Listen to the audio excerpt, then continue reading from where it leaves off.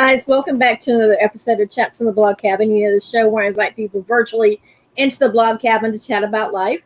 And today we're going to be chatting all about orange tabby cats. I actually have a very fond affection for them because we have one fur grand kitty named Mylan, who actually lives living his best life in California. And then there's a stray here right outside the blog cabin that actually kind of adopted me, and his name is Travieso. So orange cats have my heart. So Erin, welcome to the show. You wrote a book called Diary of the Cat Named Carrot, which actually is the most adorable book I have ever read. So tell us more about yourself, and then we'll go into your book. Yeah, so I adopted Carrot. She is 2 years old. Exactly last week, 2 years ago. I have 3 little girls who are 2, 4, and 6. At the time, the youngest was just an 8-month-old baby, and we had just lost our other cat, Bailey, 6 months earlier when we adopted Carrot. But what the girls didn't know is Carrot was actually a surprise, a birthday surprise that came at the end of June, because 2 of my girls, my 2 oldest, share a birthday that are 6 days apart. So I surprised them with Carrot, trying to, heal our broken hearts of losing our cat Bailey, who was a 1 in a million cat.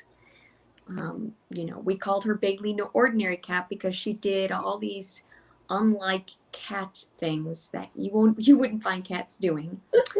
And so I warned them, if we ever got another cat again, it's not going to be like Bailey. It's not going to let you dress it up and feed it in a high chair and push it in a buggy and do all these cute little things they did with our former cat. But within 48 hours of having sweet little 12-week-old kitten Carrot, we realized we had another no ordinary cat. So you have taken this Carrot on so many adventures, but the one I think was the funniest one in the book is when you took her to the beach, and she was like, "Why are the kids playing in the sandbox? Don't they know that's a huge litter box?" And I just cannot stop laughing after I read that. Yep. So I thought that was the perfect way, because the book is told in the form as if Carrot is telling the story. It's diary entries of the whole first year of her life, of things that happened from when it began in the foster home to us adopting her to other moments throughout her life. And that was one of them. And I thought that was a really cute idea of, litter and sand kind of are alike. And Carrot will let you walk her on a leash. She'll literally put a harness on and she'll walk around the neighborhood. And so we would bring her to my parents' lake house. And, there's a beach down there. And so that's where I got the idea to write it from that standpoint of the cat thinking, why is this mom letting these little girls roll around in a litter box?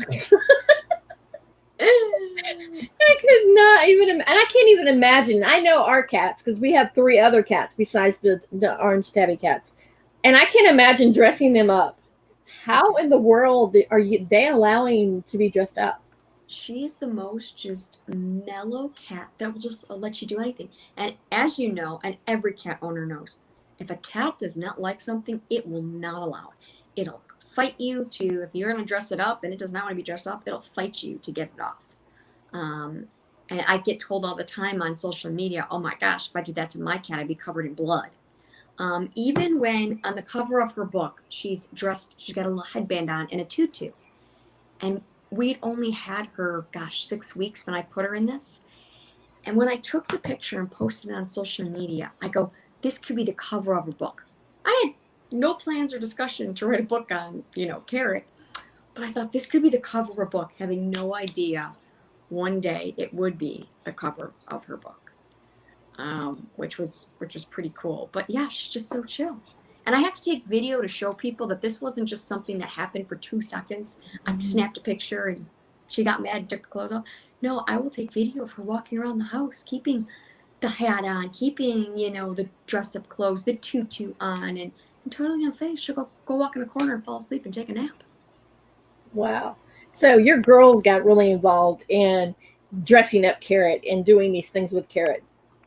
she became like their baby doll, correct? Yes, she sure did. It's like another baby doll. They have their baby clothes, they have their fake baby doll, baby bottles, and they'll sit her in their little tight car seat and like strap her in because it's a pretty big size, and the cat will just lay there as they sit there and strap the cat in, and she's just totally chill. One of the girls' favorite things to do with Carrot is spa day. So they'll put her in a little robe and they'll sit there and pretend to do her nails with fake nail polish and Q-tips, and the cat just lays there in her little robe. Then they'll put a washcloth over her eyes. And I videotape this. The cat is just sitting there chilling. You can even hear her purring. But the best came when we decided, let's try cucumbers. When you go to the spa and you have cucumbers on your eyes. So we bought a cucumber, put her in her little robe, put spa music on, and put cucumbers on her eyes, and she just laid there, purring away. And I took video of it, which went viral and even made it on some national TV shows. And the girls were like, Mom, we want cucumbers on our eyes too. So I have shared online a video of Carrot and two of my girls all laying down with cucumbers on their eyes, listening to spa music. Oh my goodness, I can't even imagine. Because first of all, they don't like anything around their eyes or their whiskers because that's the way they sense stuff. So for that to be able to have with the cucumbers on their eyes, I can't even imagine. Yeah. So you talked about posting on social media. She has a huge following on Instagram. How did that happen? Our former cat Bailey, when Bailey passed away, he had 75,000 Instagram followers. When when his book came out, it was at 125,000. Well, I had no plans to create another social media account for our new cat. I didn't think there was going to be anything special about her. So I thought, I'll just share it on Bailey's Instagram page. But like I said, within 48 hours of seeing the things this cat was allowing, I go, she needs her own page. And here we are, exactly it's almost 2 years to the day that I created her account. I created her Instagram account on June 25th, and she currently has almost 280,000 followers. It's 279 right now, 279,000 Instagram followers, and like 150,000 on Facebook. And it's just wild to see. I have people that come to me saying they're not cat people and they love following the life of Carrot.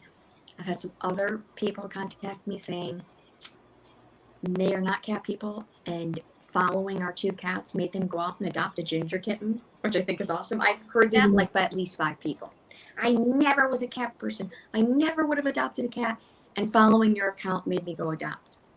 And in her book, that's something I tried to get across. There was this theme of adopt, don't shop, encouraging people to adopt cats. Go out there, because cats kind of sometimes get this bad interpretation that they're all mean. If you don't know cats, people think they're mean, they hide under the bed, but that's not the case. As I've shown with 2 cats already that I've had, there are some very sweet, friendly, outgoing cats that even act like dogs, or some people like to say Carrot's got a little human inside her. That's what we say about our Shih Tzu, that she's not a dog. She is a human in Shih Tzu form. But yeah, so take us back to why you decided to adopt a ginger cat, because those are probably the most vocal cats out of all. I mean, my daughter has a black cat and a ginger cat, and he is like way more vocal. And the one that we adopted that kind of showed up one day, he is more vocal than the other 3 female cats that we have. So why did you decide to adopt the ginger cats? Nice.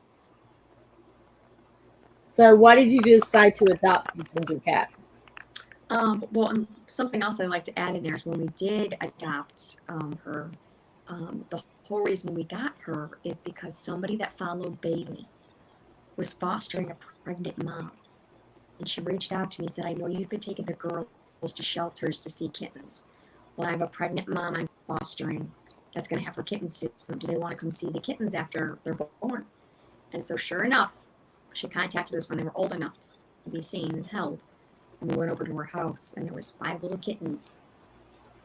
I wasn't planning on adopting any of them, but she told me the next week they were going to be spayed, neutered, and put up for adoption. And so sure enough, that shelter knew I was looking to find a ginger kitten for my girls. So literally within hours of her and her siblings being dropped off with their mom, the shelter called me and said, we've got the 5 kittens here that your girls met. We will hold them all and not let anyone pick one until you get here if you want to adopt one. So I hadn't even talked to my husband. So I rush over there. We play with these kittens. I'm so glad I videotaped it. So I got all these videos of the girls playing with the little kittens, and I had to make a decision right there.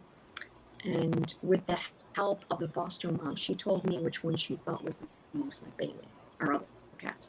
She watched Bailey for months on social media. And I'm glad I listened to her, because I was looking at getting another boy. I wanted both. Ginger boys are known for being so sweet. But she was telling me the girl was the one to go with. 80% of ginger cats are male. It's rare to have a female ginger cat. So when we adopted her and I surprised the girls with her, I immediately said to them, okay, you guys, well, what should we name her? Because I wasn't going to name her. I wanted the kids to name her. And my daughter, who was just turning 5 years old, blurts out, Carrot! I go, Carrot? And she goes, it's orange. Let's name it Carrot. So Carrot stuck. I love that. And you're right. 80% of the, majority of the cats that are ginger are male, just like with the calico cat. The majority of the calico cats are female. It's very rare to find a male calico cat. So you were so right with that. Wow. So let's talk about some of the famous people that you have following Carrot. Yes. So some of the people with her 279,000 Instagram followers, some of those followers are Ellen. Ellen is a huge fan of Carrot, and I didn't know this until her staff reached out to me and told me she's crazy about the cat.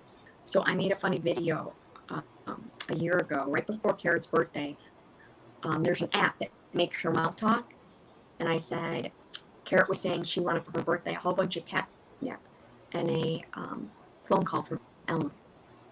No joke, within 2 hours of posting that, Ellen's producers are contacting me saying, Ellen is asking for your phone number. Ellen called me 10 minutes later. Oh, wow. I was the first person to wish Carrot a happy birthday. It was so weird and wild. And then Katie Couric follows Carrot. And also, another cat person that owns cats, former First Lady Laura Bush. She follows Carrot. So it's pretty cool, some of the, followers that she has. Yeah, that is so cool. Now, I would love for you to read a diary entry from the book Carrot, a diary of the cat named Carrot, when we come back from commercial. Are you up for that? Reading one of the entries? Yes. Sure, yeah. When we come back from commercial. Okay, perfect. All right, guys, going to commercial. Dear Mr. President, and finally, Madam Vice President. Dear President Joe Biden and Vice President Kamala Harris, congratulations on winning the election. One concern I have is thinking about all those families who got separated. One worry I have is people are dying from COVID-19. People think the vaccine is here, so everything is fine. One thing you should know about kids my age is that we have questions and want answers. If I was in charge like you, I would keep in mind kids can do a lot more than you could ever imagine. If I was in charge like you, I would visit local schools to see what kids need. Poor people should have nicer houses and more food. We should make clean energy more accessible to the average citizen. I would work hard to keep people safe. I will stop the nonsense. What will you do with the power you have now?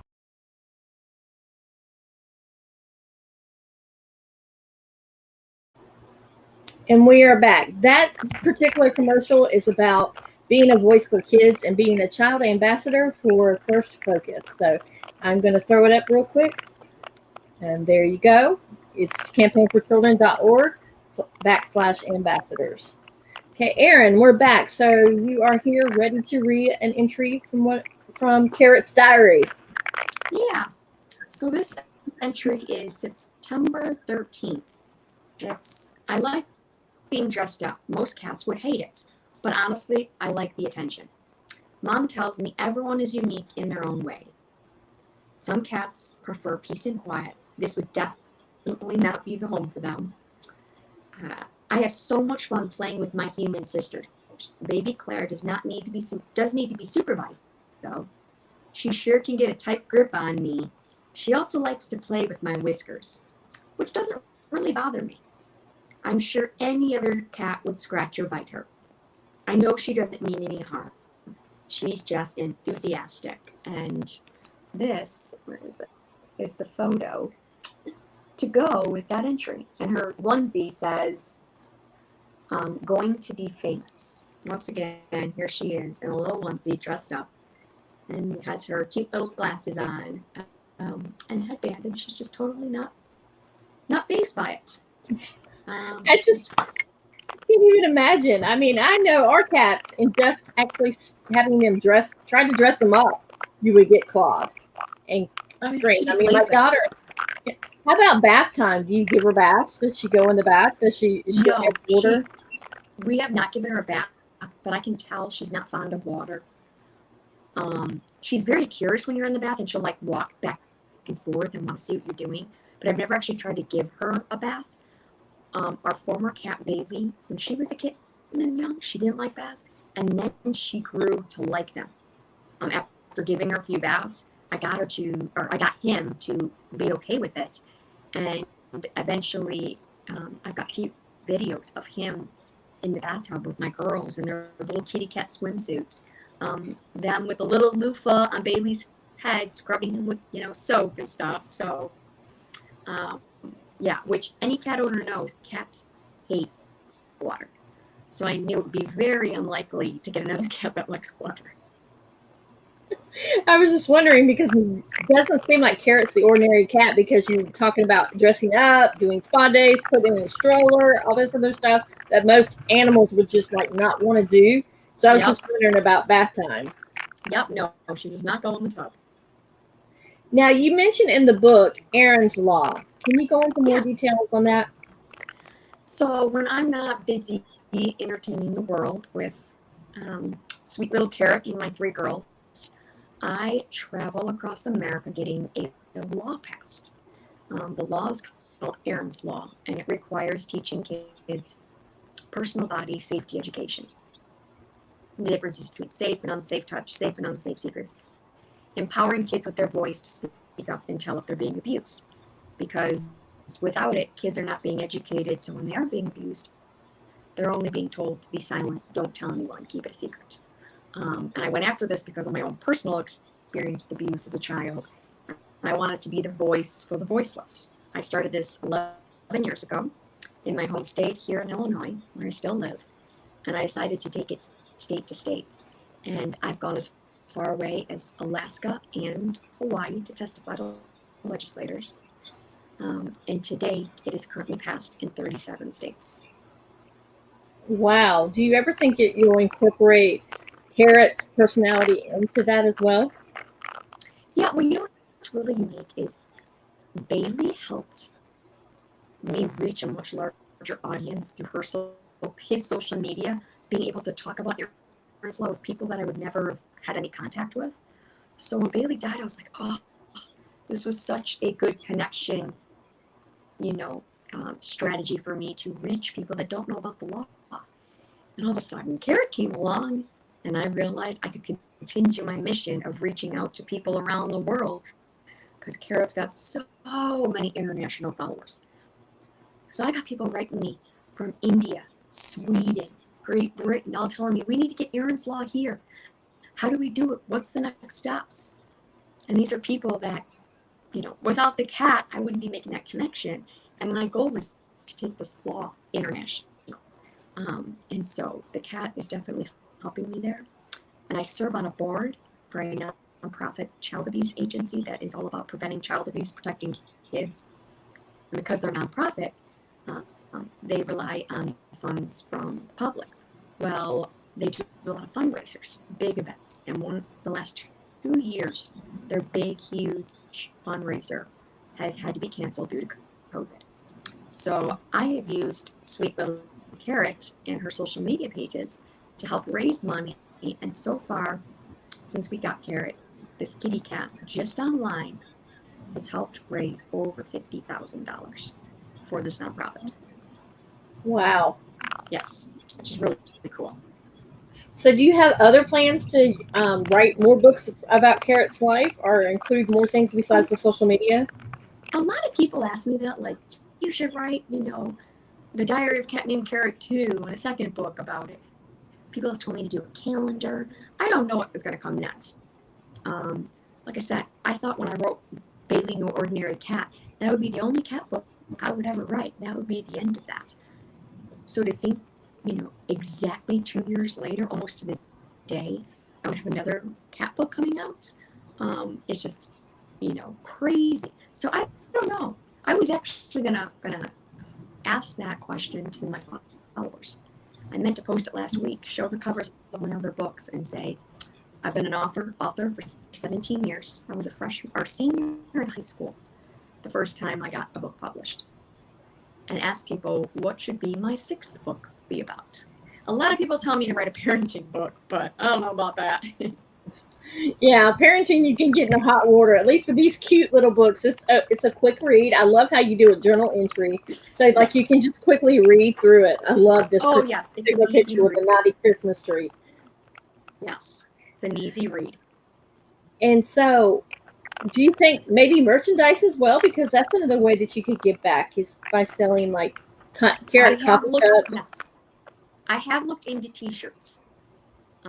In fact, that's a conversation I'm going to have with some of the board members, is like getting her shirt. Get a shirt made with her face on it. And possibly her paw print. When I got her book published, I had her paw print made into a stamp. So I've been stamping all her books. At book signings, or people are ordering the book directly through me because they want it signed. So I'll sign it and then I stamp Carrot's paw print in there. I also have been doing it where I take her book, people that have ordered it from me, and I put the paw print across the page as if the cat walked across the page on one of the white, sections of the book.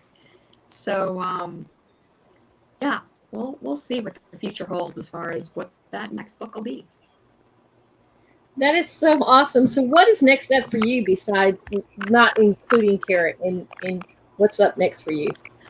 Me, still focusing on going after Erin's Law. I'm very active in Ohio. What state are you in? I'm in North Carolina. That's one of the 13 states that has not passed it. So we need to get it passed there. There you go.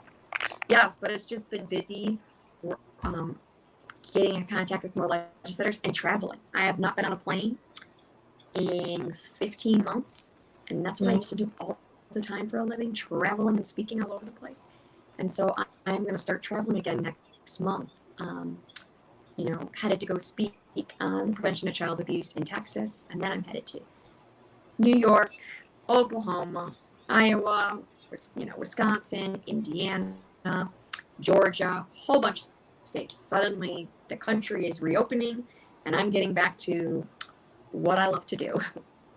I love that. And yeah, anytime if you need help with anything, let me know, because I would love to help you get that legislation passed in other states, because I have followers from all over. So that would be awesome. Yeah. So tell people where they can find you.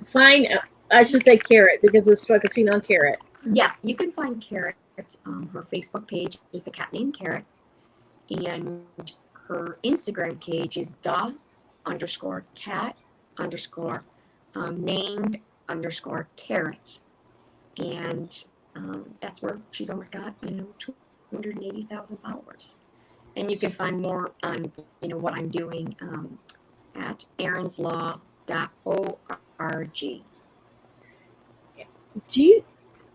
While I'm thinking about it, do you have any tips for people that maybe want to increase their social media followings? And she's got 279,000 followers. I get asked that a lot. How do you, start an influencer page? Grow a social media, an Instagram page and stuff.